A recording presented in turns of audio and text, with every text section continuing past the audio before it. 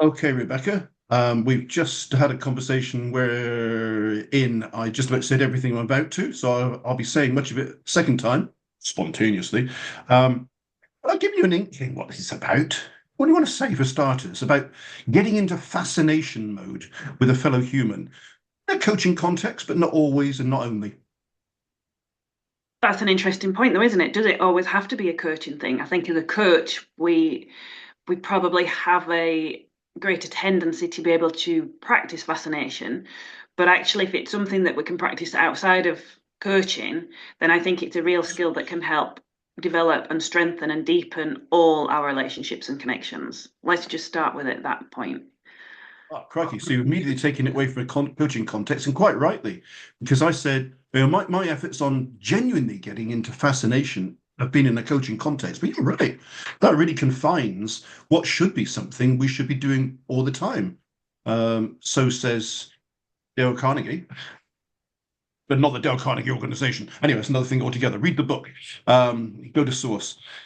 Yeah, so let's explain what I mean by this. It comes from Nancy Kline's thinking environment, Time to Think, and all the other ones I've got behind me. I love them. Thank you for bringing her to me. And of the 10 components of a thinking environment, the one that grabbed me the most, because it's the most practicable, I guess, for me, was attention, interest, fascination. And I'm going to put it up here. This continuum. That's what it is, isn't it? A continuum. Are you seeing that? Yeah. So is that nice and big so we can read it? It doesn't seem big to me. No, you can make it bigger, I think. Okay, there. Yes. So No. we've got three levels of what I've called respectful listening. I think respectful word's important. I'm trying to speak too much here. Attention is okay, and that's good. Without it, you can't go any further. It's not enough. Interest is stronger, asking questions, exploring issues. Fascination is a totally different beast. You've got to go a long way beyond interest to show genuine, real, perceived fascination. I think. What do you think? Yeah, and I think if we can give any of those three, it's a good starting point, definitely, because I think there's a lack of all three of them in the world at the moment. I don't, and like you were saying before, some of this has to do with time, but I also think it has to do with our motivation as well. Are we motivated enough to give a person our attention, our interest, and our fascination? And I think sometimes that's what it comes down to, not necessarily the time. Time does have an element to it, but you can be fascinated for 5 minutes, and for 5 minutes, you can give that person your full attention and they can feel like they've been completely listened to. So I don't always think you need lots of time to practice these things. I think it's more about the motivation um, of whether we want to do these things. That's interesting. Again, you're taking me beyond my own thinking because I kind of associated it with time. But you're right. You can Mm. give a load of time, and I've been giving an hour and three quarters, 2 hours minimum to coaching contacts lately that have needed that. And I don't begrudge that because I've always worked off the clock. Um, and I've always associated fascination with, for instance, giving people time in a coaching context. And here we're already extending that beyond a coaching thing. It could be a 5 minute. I mean, it's really interesting. I think that's really helpful to me. Yes, 5 minutes even of absolutely fascinated. This isn't about me, it's about you. I'm not going to interrupt you. Nancy Kline stuff again. I'm not going to talk about myself. I'm not going to make what I call worthless noise, dressed up as wisdom. Um, 5 minutes of fascination is worth so much to people, maybe more than an hour and three quarters, 2 hours worth of all the time you need and go where you want. Mm. Because I think this is an interesting thing, isn't it? With fascination, like this is something that I know you've mentioned before. It has to be genuine. You can't fake fascination because your eyes sort of glaze over and people recognize that actually you're not interested. But I think you can become fascinated. You can be fascinated about the content that the person is talking about, but also how they're delivering that content as well. And if you start to pay fully attention to that person, how are they delivering that? Are they passionate about that? Are they excited about that? Where's their worldview coming from? with regarding that content, it is easy to become fascinated if you make the effort to do so. But I think this is the thing, isn't it? Yeah, I think it is possible, but it's also not possible. I think you've either got it in you or you haven't. I'm convinced I know people who, frankly, do not have the ability to do that. I was one such person for many years. I made a big effort um, to change my mindset to say, hey, everybody's fascinated if you give them fascinating, fascinated. No, by the way, it doesn't come back. And that's something to grapple with, this fact that Yeah. it's all one-way traffic, and it should be. Because if you're truly fascinated by someone, it isn't a platform for your opinions, views, and things that get in the way of somebody else's thinking. It's not that. It is about parking everything to do with you and saying, Rebecca, I've got as long as you need to tell me about this. And I'm really interested. I want you to. What I've also found is that when people are in that place, sometimes they're suspicious, anxious, probably not, possibly. It's an unfamiliar place for people to be in to have someone say, hey, this is big. Tell me more about it. They're thinking to themselves, really? I've never had this before. I never get this at work. Where's this coming from? So it's a bit unnerving.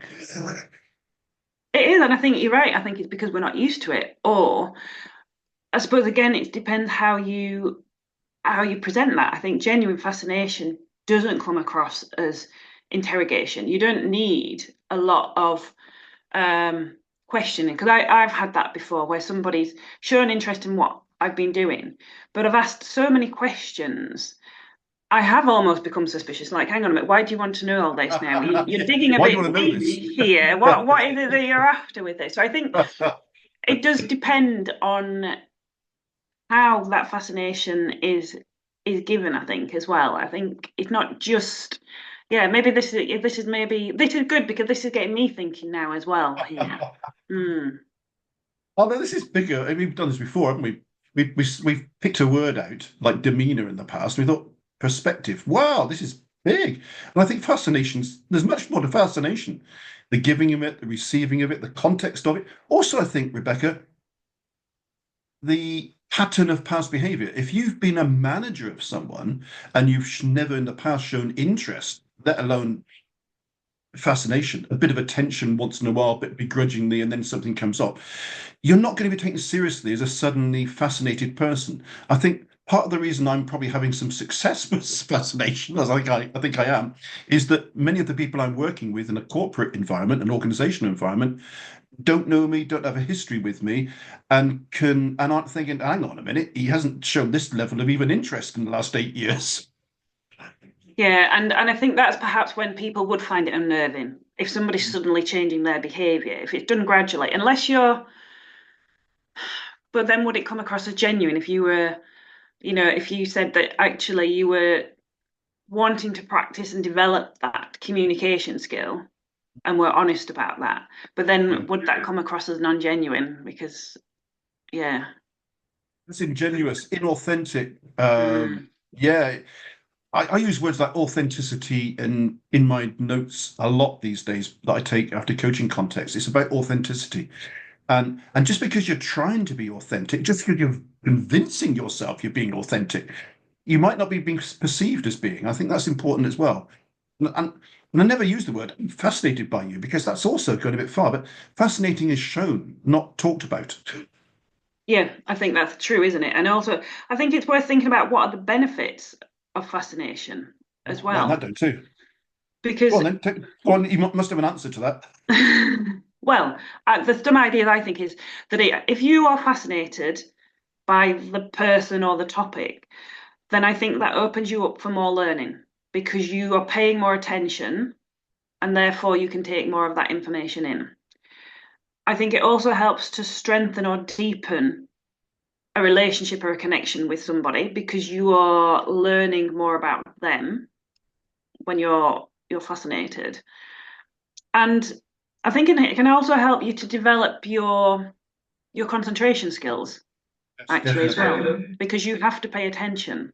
Absolutely. And mine are nil. I have to do that consciously, Mm. deliberately. That's another help. And again, it's not a platform for me to do that, but I'm well aware of my own natural disinclination to show fascination and to interrupt and to interject and how unhelpful that is. Mm. So it's a good way of developing your discipline, isn't it, as well? So concentration and discipline Yeah. for staying on topic. I mean, my mind wanders off all over the place, and that's, I guess that's part of the thing is, can you keep it so that it's focused on the person in front of you? Yeah, but I'm going to get personal now with you. And I was writing this up only over the weekend in learning log number 2269. Um, I'm often on calls like this, as are you. Many of those calls are expressly about the other person, their coaching calls. It's about saying, what's happening for you? How can I help? What's challenging at the moment? All that sort of stuff with people I'm getting to know well. And sometimes I'm having those conversations and I can see them flicking their eyes to a monitor, doing a bit of this. And I know they're not giving me full attention. And something in me wants to say, hang on a minute, I'm trying to give you everything I've got here for the hour or more you need. What I'm seeing you do is be distracted, look over your shoulder. Yeah, I'll be 10 minutes or doing this. You're not getting away with it. I can see your eyes moving. You don't do that. And I think you're the only person I know who doesn't do that. If you do it, you do it extremely well. And you must have everything right in front of you because you're not turning your head or looking side to side. I don't do that. It's one of the things I absolutely don't do. Nancy Kline gets people to turn off all their devices and hand them in for her events, or has done. Yeah. My phone is on silent and it's there, and I should really turn it off because it can still do things. It's about absolute full uninterrupted attention, stone stuff here, continuous partial attention, full uninterrupted attention, and going into a speech. But it is about fascinating being shown by your behavior and how your behavior is allowing you to solely focus on nothing at all else for as long as it takes 5 minutes, an hour and 3/4 on that other person. You do that well. Thank you very much. I appreciate that. I think I do try and reduce the distractions because I am aware that it is easy to get distracted. So something I've started doing now is putting my phone on do not disturb mode. So I don't necessarily turn it off, but I will put it on do not disturb mode. The flight mode just didn't work for me. Still things came through, but do not Yeah. disturb. Because I recognize that if I don't do that, you know, it can ping and then your attention one even if I don't check it, my attention has been distracted because I'm aware Yes. that something's pinged. And And I not think just that's the yours, thing, but the isn't other it? party. The other party is thinking, "Oh, do you want to take?" How often people say, "Do you want to take that?" No, no, I Yeah, don't. yeah. And I think this is when, because for me there is levels of this fascination, even though I know that's the top level that you've mentioned there. But Write that down too. Thank you. I know I'm interrupting you, but level. Oh gosh, you're okay. yeah, because that being able to give somebody your fascination for 5 minutes is easier than doing it for an hour or whatever. But I think Hour it and three depends quarters on for me. Twice context. last week. It sort of depends on the context of what you're doing. But even if we can, maybe that's good practice, actually. Maybe we start with those smaller chunks of fascination and we gradually build up that skill and that muscle of fascination for longer periods of time. I'm aware that I have encountered people who can do this. I can think back over 43 years because I'm now so old of working in learning development. And when I have been in the company of those very few people who do this, I'm aware. The only person I'm in constant contact with is myself behaviorally. So I've only got myself really to reflect upon as a continuous thing. But I know, I wouldn't say I faked fascination, but I know I found it difficult and have still used it as a platform for my own opinions, my own views. So I've done this, and that makes me think about what I've done. And that's not important. It's all about the other person. Mm. I think it is if you're wanting to, again, it sort of depends on what you're wanting to achieve from that conversation, isn't it? And if you're wanting to develop that relationship with somebody, then yes, you do need to have that level of attention. If you're trying sort of in a coaching context, then definitely that should be the sole aim of it. Tell you what, though, and I'm interrupting you only because my time's tight always. Here we are. You're saying we got fascination. I'm trying to show fascination. What you're saying. Part of it is to pull out what you're saying and use it because yeah, you make you think it isn't all one way. You said that earlier, but fascination isn't about opting out. Isn't about not taking part. It's fascination could be about asking exploratory, incisive questions. That's kind again. It's not all about being mute. No, no, it's about but knowing when to interject, I think, on that, isn't it? And encouraging people, because like you said, it can be unnerving for people if they're not used to having that level of attention.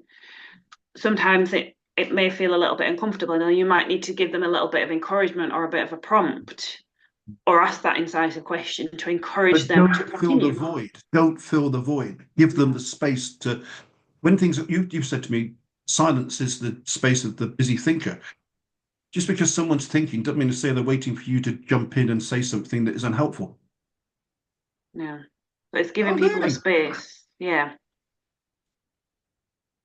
So, This all is a right, deep topic. it is a deep topic, but you've given me levels of fascination. You've caused me to think that it isn't, that it can be short term, not just a measure uh, used, or that the only measure is time. It isn't. Just because I've given you an hour and three quarters doesn't mean something fascinated. It might just mean I've tolerated you.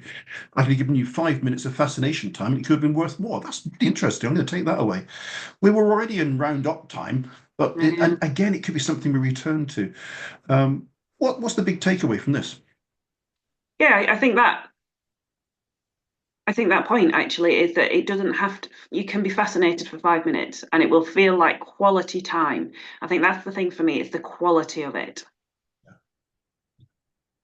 Yeah, and I'll go with that too. Quality over quantity. I've been too locked into, because of the nature of the fascination context I've been showing, to thinking, wow, an hour and three quarters, and I was so well behaved. I didn't talk about myself once, and I was genuinely not just interested but fascinated, and I got a great response. Um, but maybe I could have done that in 40 minutes.